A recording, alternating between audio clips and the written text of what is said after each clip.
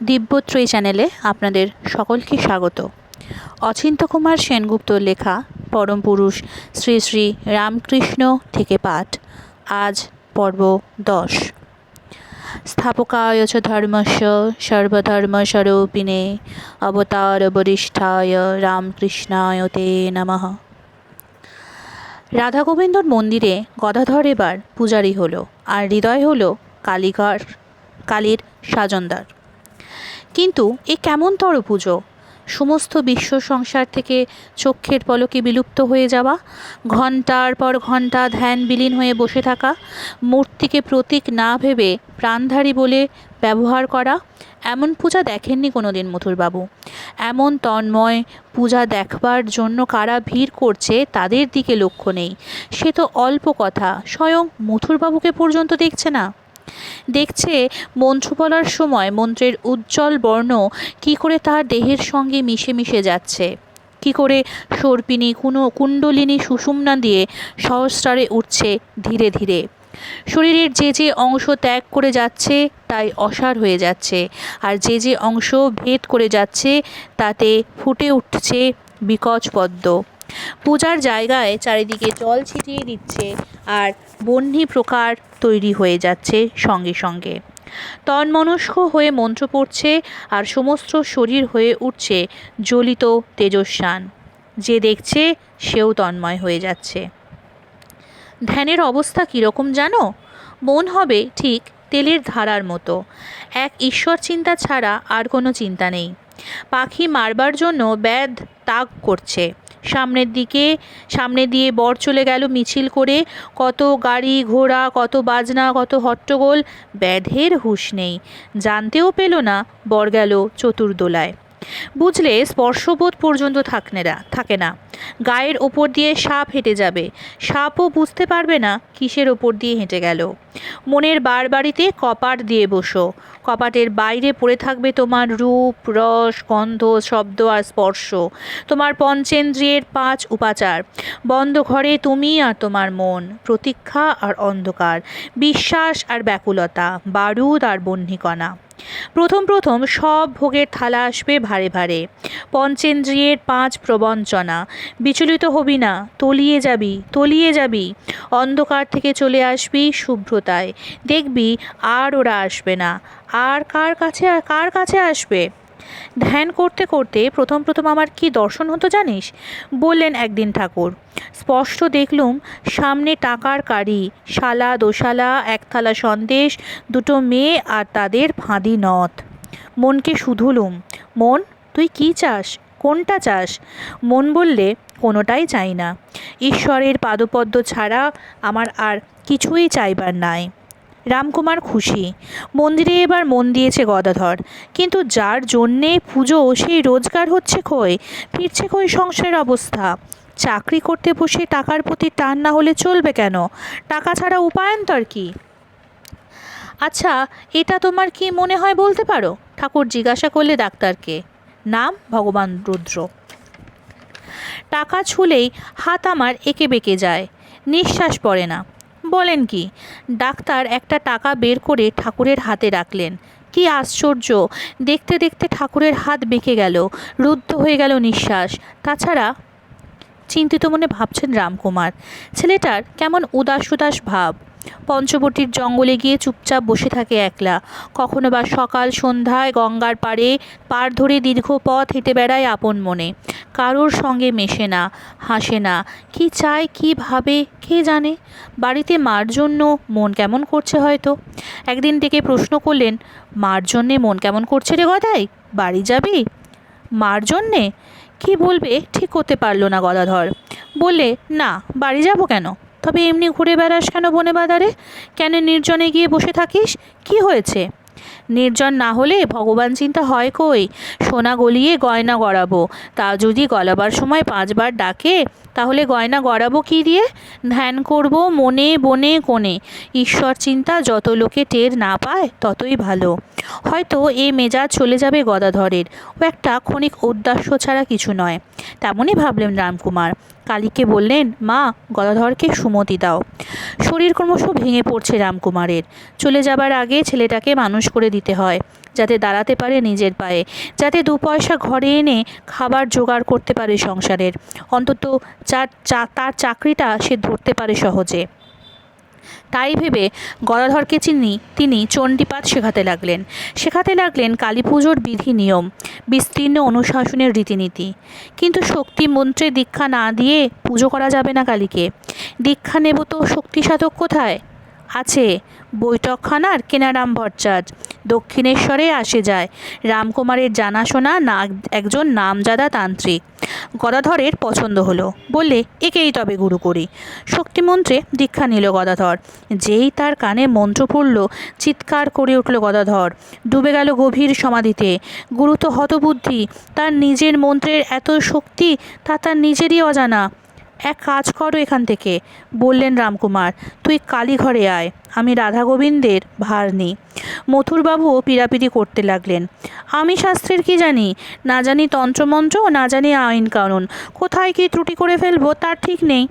তোমাকে মানতে হবে না শাস্ত্র, দরকার নেই জেনে, বললেন মথুরবাবু। তোমার ভক্তি আর আন্তরিকতাই শাস্ত্র হয়ে দাঁড়াবে। ভক্তি ভরে যাই তুমি দেবে দেবীকে, তাই তিনি গ্রহণ করবেন। বুকের ভিতরটা নড়ে উঠল গদাধরের। এক কথায় রাজি হয়ে গেল। একটা বড় মানুষ জুটিয়ে দাও, মার কাছে প্রার্থনা করেছিলেন ঠাকুর। বড় লোক নয়, শুধু বড় মানুষ। মা মথুরবাবুকে জুটিয়ে দিলেন। মাকে বললুম, মা, এ দেহ রক্ষা কেমন করে হবে? সাধুভক্ত নিয়েই বা কেমন করে থাকবো? একটা বড় মানুষ জুটিয়ে দাও। মা সেজবাবুকে পাঠিয়ে দিলেন। 14 বছর ধরে সেবা করলে সেজবাবু। রামকুমার বললেন, এবার একটু বাড়ি থেকে ঘুরে আসি। হৃদয় এলো রামকুমারের জায়গায়, ছুটি পেল রামকুমার। বাড়ি যাবার আগে মূলাজোড়া গিয়েছিল কি কাজে, সেখানেই চোখ বুঝলে।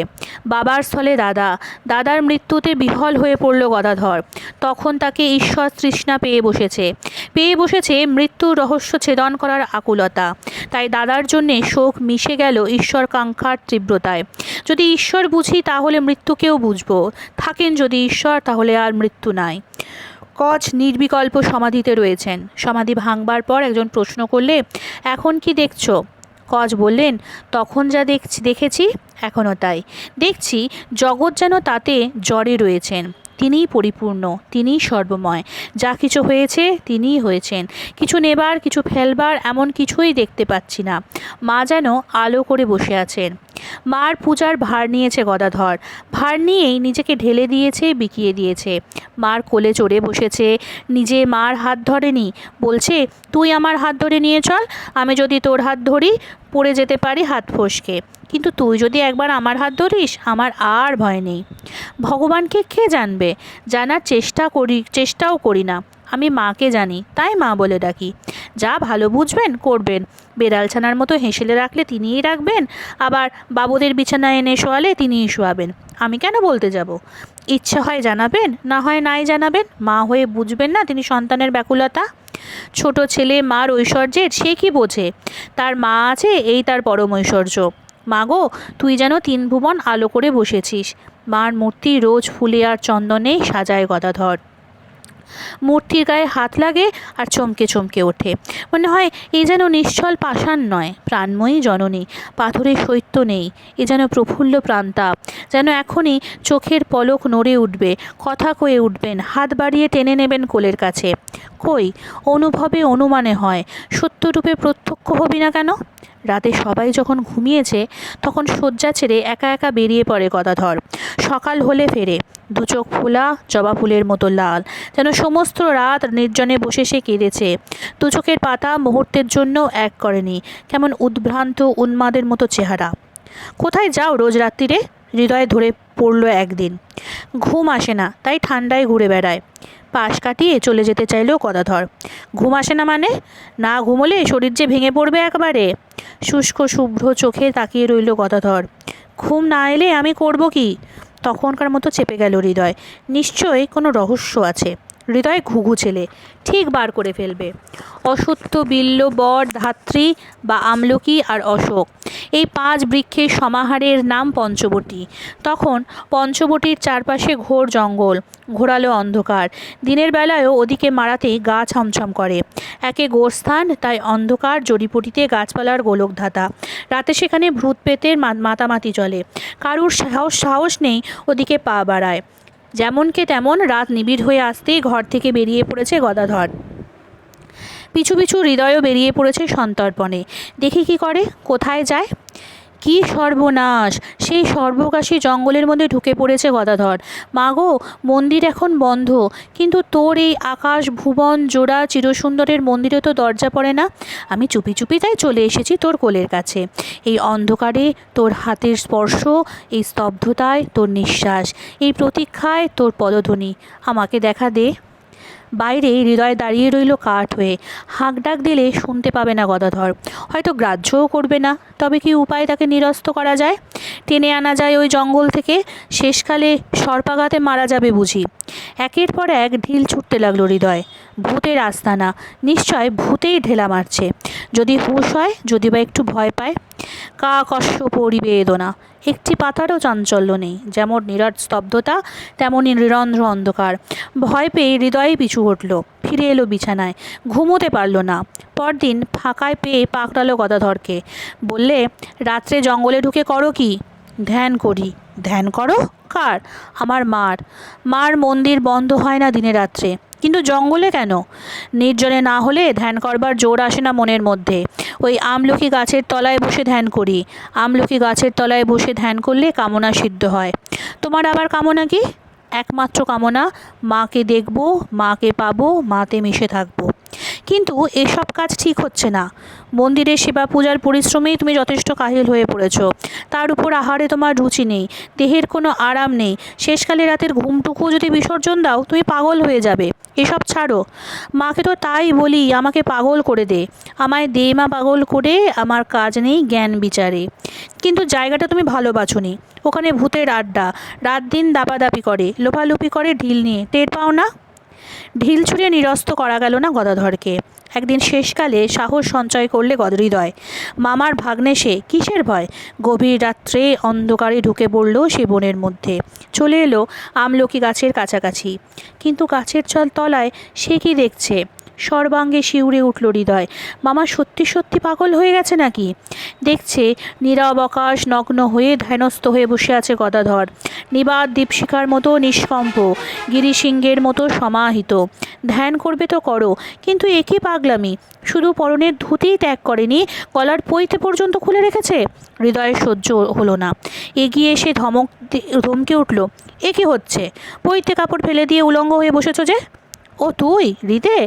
এসব ফেলে দিয়েছি কেন জিজ্ঞাসা করছিস? এরা হচ্ছে ছেলের মুখে চুষি কাঠির মতো। ছেলে চুষি নিয়ে যতক্ষণ চষে, মা আসে না। যখন চুষি ফেলে চিৎকার করে, তখন মা ভাতের হাঁড়ি নামিয়ে ছুটে আসে। অহংয়ের মায়ায় রং চং আমি মুছে ফেলে দিয়েছি। অন্তরের অরণ্যে বসে ডাকছি মাকে চেঁচিয়ে, মা ভাতের হাঁড়ি নামিয়ে ছুটে আয় আমাকে কোলে নিতে। উত্তর মনের মতো হলো না হৃদয়ের। যত খুশি রাখো, কিন্তু দিগ্বসন হবার কী হয়েছে? তুই কি জানিস? ঝলসে উঠল গদাধর। অষ্টপাশে বদ্ধ হয়ে আছে মানুষ। ঘৃণা, লজ্জা, ভয়, কুল, শীল, মান, জাতি আর অভিমান, এই অষ্টপাশ। মাকে ডাকতে হলে পাশমুক্ত হতে হয়। অহংয়ের আঁশটি থাকলেও তিনি আসেন না, তাই ওসব খুলে রেখেছি। ধ্যানের পর ফিরব যখন আবার অজ্ঞানের মেলায়, তখন আবার ওসব পরে নেব। গোপীদের বস্ত্রহরণ হয়েছিল জানিস? তার মানে কি? তার মানে আর কিছুই নয়। গোপীদের সব পাশই গিয়েছিল, শুধু লজ্জা বাকি ছিল। তাই তিনি ও পাশটাও ঘুচিয়ে দিলেন। পরিধেয় আর পৈতে, এ দুটো উপাধি ছাড়া কিছু নয়, অভিমানের চিহ্ন। আমি বামুন, যাতে জন্মে সকলের চেয়ে বড় এই অহংকার। এই অহংকার বর্জন না করলে দীনতা আসে না, দীনতা না এলে সরলতা আসে না। আমার মা আর এক নাম সরলতার। আমি কি? আমি বিবস্ত্র না উপবীত? আমি কি হাড় না মাংস, রক্ত না নাড়ি ভুড়ি? খোঁজো, খুঁজে কি পাচ্ছ দেখতে? আমি নেই, শুধু তিনি। আমার কিছুই উপাধি নেই, শুধু তার ঐশ্বর্য। রামচন্দ্রকে বললেন হনুমান, রাম, কখনো ভাবি তুমি পূর্ণ, আমি অংশ। কখনো ভাবি তুমি সেব্য, আমি সেবক। কখনো ভাবি তুমি প্রভু, আমি দাস। কিন্তু রাম, যখন তত্ত্বজ্ঞান হয় তখন দেখি তুমিও যা, আমিও তাই। তুমিও আমি, আমিও তুমি। যো সোহং তাই তত্ত্বমসি। হৃদয় মামাকে বকতে এসেছিল, সব অন্যরকম হয়ে গেল। বললে, অহংকার যায় কই? এই যায় আবার এই আসে। তাই তো বলি আমি এখন যাবে না। তখন থাক শালা দাস আমি হয়ে। আমি ঈশ্বরের দাস, আমি ঈশ্বরের ভক্ত, আমি ঈশ্বরের ছেলে। এই অহংকার ভালো। হাজার বিচার করো, আমি যাই না, চাই না যেতে। ভাবো একবার, চারিদিকে অনন্ত জল, উপরে নিচে, সামনে পেছনে, ডাইনে বাঁয়ে জলে জলাময়। সে জলের মধ্যে একটা কুম্ভ আছে। কুম্ভের বাইরে যেমন জল, তেমনি ভিতরেও জল, জলে জল। তবু কুম্ভটি তো তখনও আছে। ওইটি হচ্ছে আমিরূপী কুম্ভ। যতক্ষণ কুম্ভ আছে ততক্ষণ আমি, তুমি আছে। তুমি ঠাকুর, আমি ভক্ত। তুমি প্রভু, আমি দাস। তুমি আকাশ, আমি পৃথিবী। কিন্তু কুম্ভ যখন থাকবে না, ভেঙে যাবে, গদাধর আবার ধ্যানস্থ হলো। তখন রাম আর হনুমান এক। তখন সে এক অন্য কথা, তখনকার কথা তখন। জয় ঠাকুর। আজকের পর্ব এখানেই শেষ হলো। আগামী পর্ব আসবে আগামীকাল।